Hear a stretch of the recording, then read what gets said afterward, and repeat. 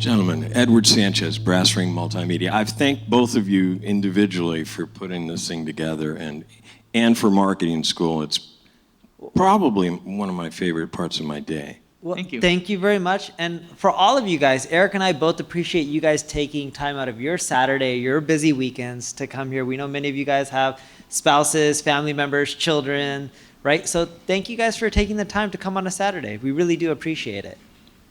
Absolutely. And I kind of wanted to piggyback on Mersha's question about, I've gotten very fortunate in mentorship. Social is amazing for connecting with people like yourselves. One area that is kind of a struggle for me in moving from freelancehood, if you will, towards more of an agency or team model is putting together a mastermind.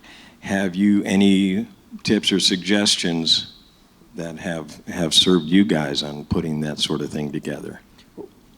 Eric is probably better suited for this, but quick question before you even go there. Yes, sir. Why do you want to create a mastermind? Well, the idea, for one thing, one of the catalysts right now is my daughter just moved out.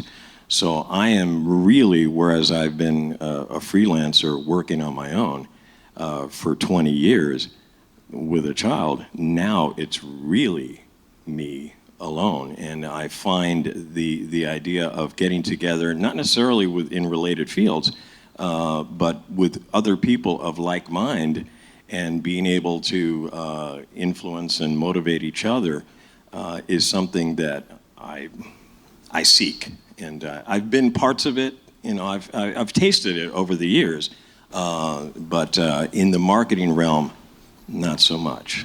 So what served you guys? So Eric has a mastermind. You want to go for it? Yeah, so I can take this one. And I could even go before that too. So I'll talk about the one right now. So Syed's in it, Yaniv's in it, Walter was here earlier. Neil now all of a sudden wants to join because we talk about good deals in there. No, Syed saved me $100,000 on my AWS bill. So that was from our mastermind, by the way. I'm like, he's like, if you give $80 to this site, you'll save $100,000 on your bill. I'm like, sounds good. Anyway, so we meet like every 6 months out of the year, and we go somewhere that we normally wouldn't go to, right? And nobody makes a profit on it. It's just to have good people. So before that, what I was doing was I would have these monthly dinners at my place when I lived around LAX, and people would show up. And one of the mistakes I made when putting together these groups was I didn't make sure that everyone was at the same level. So if you have someone that's coming out of school versus like a CMO level person, that's gonna piss a CMO level person off. Like people need to be at the same level. And then I would have an agenda. So what I would do is I would Google Jason Gagnard, just Mastermind Talks PDF. Just Google that, Mastermind Talks PDF, and you'll have a template, an agenda that you can follow, and we would follow that agenda. Every month, one person might be on the hot seat, people will be sharing their business wins, things like that. I also learned a lot from Entrepreneurs Organization, and actually Eric here in front was in EO as well. That's not bothering you guys, right? That's okay. Cool. So yeah, EO's been huge. That's been my other kind of mastermind, because we talk about the 5% of personal things and business things. Someone's wife might be cheating on them, or someone's cheating on somebody else, like stuff like that, like really deep. People are crying. And I think that's a level of, or I guess closeness that you want. You want that bond with people. I'm gone. Okay. With more of a business. Yeah. The business. Yeah, that happens too. So the business stuff, like that is there are business requirements to join. Yeah, and that is the majority. I guess I'm seeking with other business owners and entrepreneurs more than just sitting around. EOS is probably the easiest thing to join. Yep. I look at masterminds as two ways. One, you can join existing ones to get feedback, education, training, knowledge. Or you can throw your own, and I opted to not join Eric's, and he has an amazing group. I know a lot of the people in there, and there's nothing wrong with that mastermind, and what they're doing is, I think, amazing. I have this different thesis in my life in which instead of meeting up to discuss certain things, I live my life and I try to surround myself with those kind of people every single day. Now that's hard to do. I don't think that's easy. It's taken me a long time. I did this much more when I was in Seattle, and I would hang out with these people literally every single day, like meetings, phone calls, whatever it may be.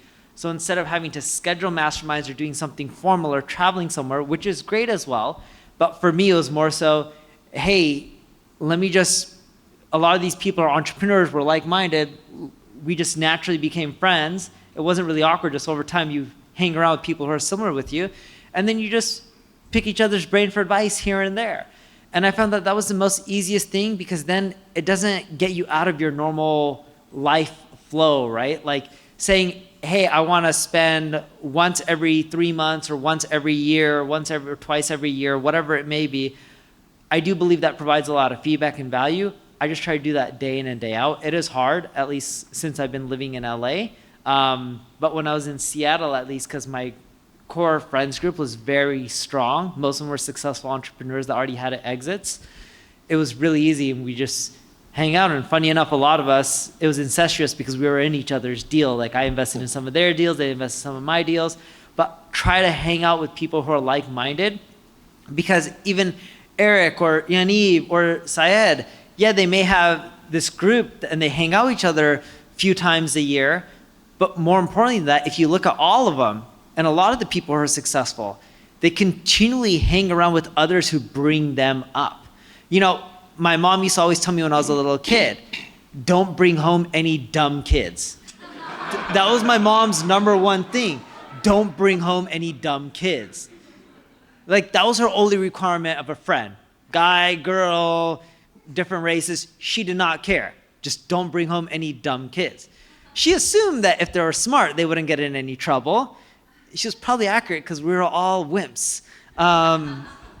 But the same goes in business. And it's not all about financial, but you take your 5 closest friends, you average out their income, they say that's going to be your income. Always try to be around other people who can make you better, and it doesn't have to be in the same industry. For example, a lot of my friends that I hang around with do a lot of nonprofit stuff. Forget how much money they make. They're trying to give back, make the world a better place. They're much better people than I am. And I look at this and I'm like, I learned so much from. Like I learned from one of them that one of the number one causes for people not getting better with AIDS in Africa isn't medication. Medication's given for free, but it's the nutrients in your body. So they do these programs called growing gardens. And they start doing cool things where they travel around the world. Yeah, they do business, but they'll help people out, like set up schools, do wells, whatever it may be. But just hang around with like-minded people where you want to go, and you'll notice that they'll help bring you up and you'll get there. I like what you added there, because I have found that most people who have reached a level of expertise and mastery, if it were, get to that point where giving back is the absolute next step, and that's a nice inclusion. So thank you.